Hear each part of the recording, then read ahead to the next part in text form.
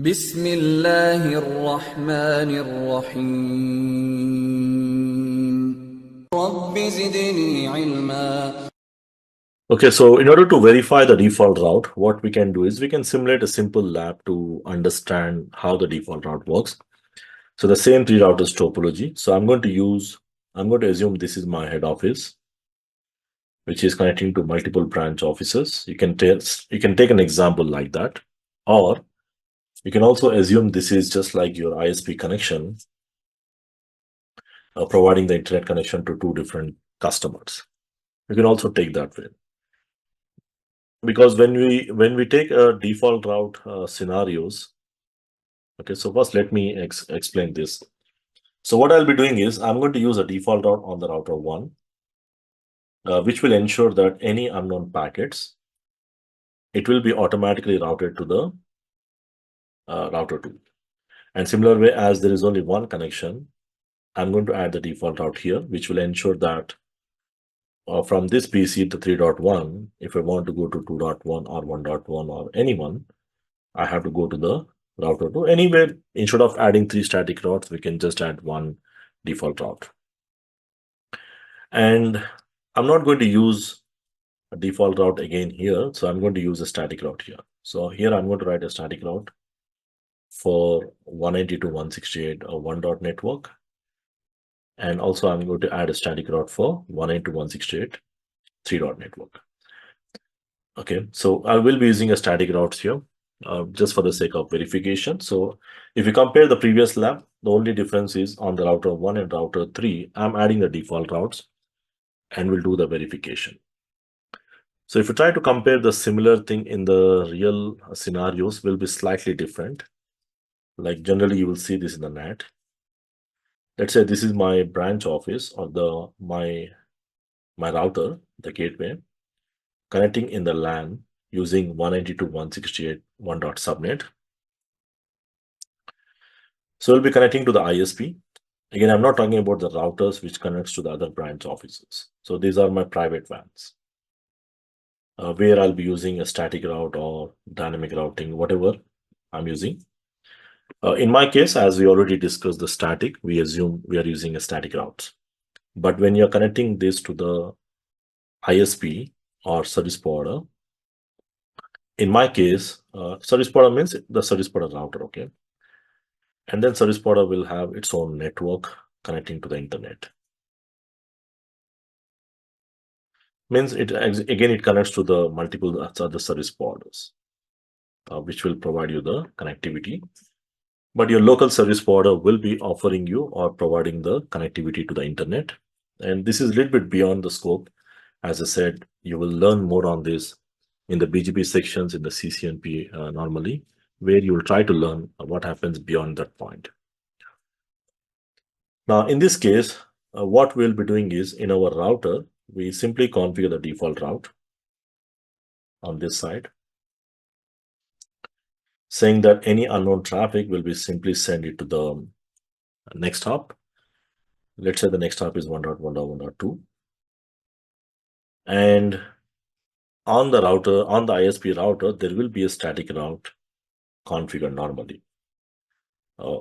Static route, and that too, there will be static route will be configured for the public IP. Because technically, the ISP will not identify this network because this is your private network, right? And on this router, there will be a NAT configured, maybe on the router or maybe on the firewall. It depends on your scenario. Assume this is my router which connects to the ISP. So what we'll do is we'll configure the NAT, and this NAT is going to translate your private addresses. So which means all these private addresses, as it goes on the internet, it will be translated to some public IP. Now, whatever the public IP you purchase from the service provider, let's say I have purchased 50.1.1 network with /28. Assume that is the public IP what I got. So there will be a static route for this public IP, whatever is allocated to you. Okay, so technically in the real scenarios, you will see this in the NAT simulation in the CCNA lab. Probably when you come to the NAT, you will try to implement the similar kind of scenario. But a typical scenario, what you will see in the production scenario is you will be using a private addresses, and there will be a NAT which will translate them to the public IP as they reach. And if you're trying to send a packet from source 1.1 and the destination is Yahoo, as the packet travels, the router use the default route. And while it is using the default route, it will also translate your source address to public address, and your packet will travel and reach the ISP. ISP will ensure that it reaches the Yahoo server anywhere on the internet, and the Yahoo server will reply back. The reply is coming for this one. So the router knows that the packet is coming from 50, so it is going to send it to this public IP, which is registered with your company, okay? Which is registered with your company, not with anyone. So based on that, it will reach back to my router. Again, it will get back to the private IP and reaches the exact destination.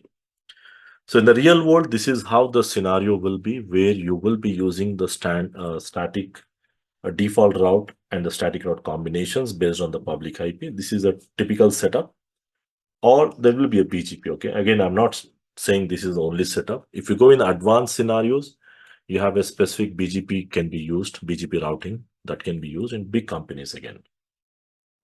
But considering what we learned, the static routing, this is going to be the actual setup.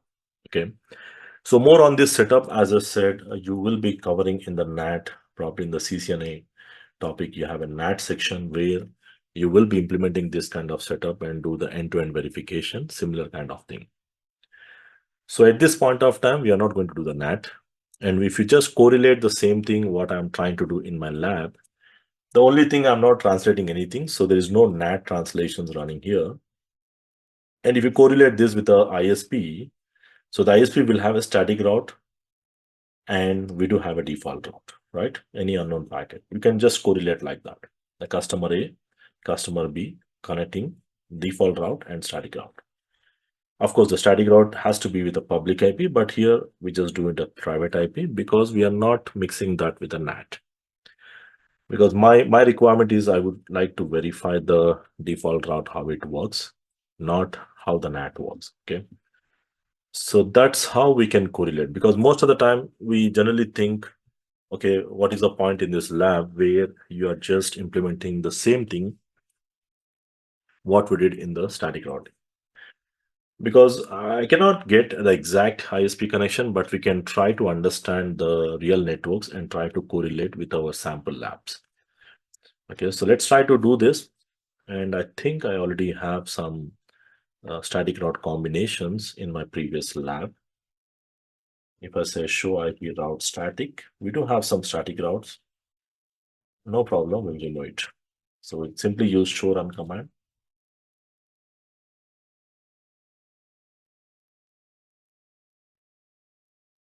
Okay, so what we'll do is we'll try to use, if I just go back and we'll copy this configuration, the static routes, I'll remove them and replace with a simple default route. So anytime you want to remove, you just add no before these things. So we'll go to the global configuration mode and we'll simply say no IP route. And then we'll add a default route. How to add the default route? We know how to do that. IP route 0000 0000. The next hop is 10.002.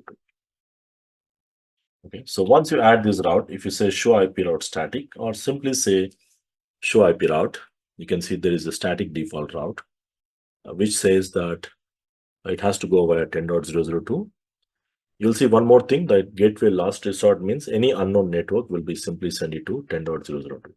That's the kind of a last resort means the last used if I don't find a specific entry in my routing table.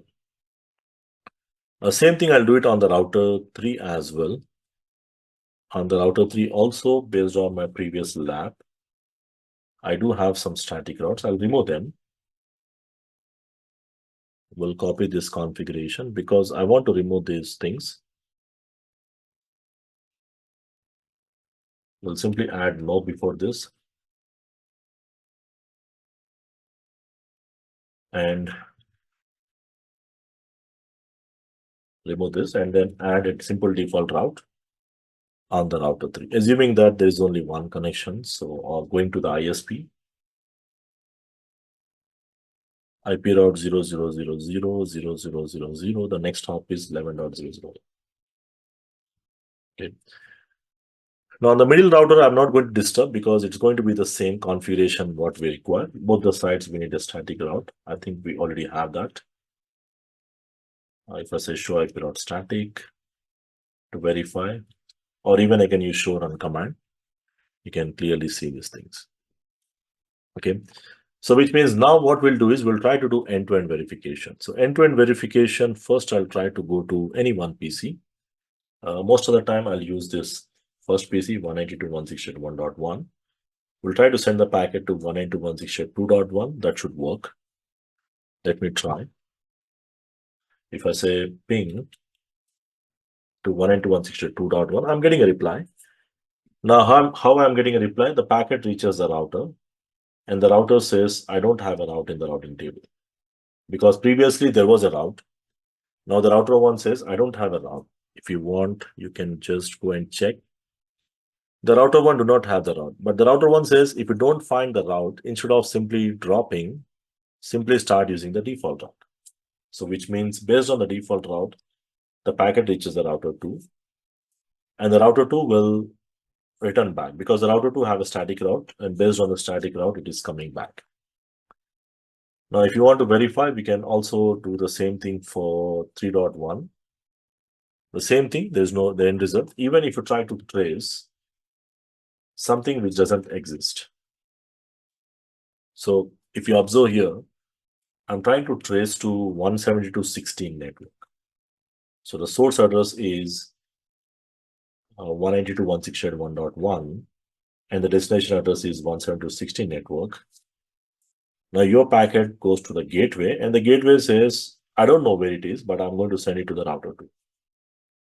And the router 2 simply drops here because the router 2 do not have. So you can see it stops at the router 2. So technically, this is like a confirmation that any unknown packet, anytime you want to send a packet destined to any network, it will reaches the ISP, and that is what our job, right? My job is not to route till the internet or till the Yahoo. My job is to make sure that my packet reaches the ISP, and simple default route will do that for you. Okay. So this is kind of a quick confirmation. You can verify between the pings and trace. The same thing. The only thing what I'm trying to do here is I'm just trying to simulate the similar setup. Of course, not the entire setup, but you will see that in the NAT concepts, you can cover up that.